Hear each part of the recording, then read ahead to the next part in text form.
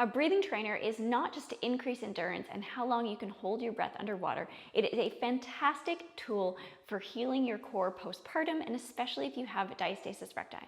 When you use it, we're going to practice our 360-degree breath. So we're going to breathe 360 degrees into all sides of our ribs, keeping your shoulders relaxed.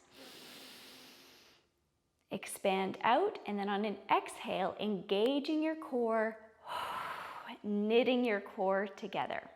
Now you're simply going to put the breathing trainer in your mouth. You can twist the knob on the end to choose how difficult you want it to be.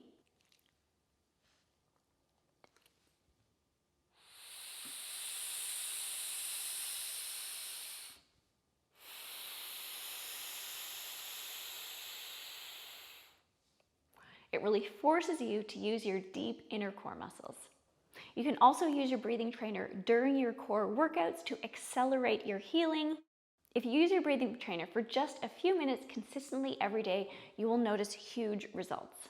If you haven't seen it yet, I'm going to link to my complete guide on how I healed my 4-finger diastasis recti gap and flattened my core after pregnancy in the description box below.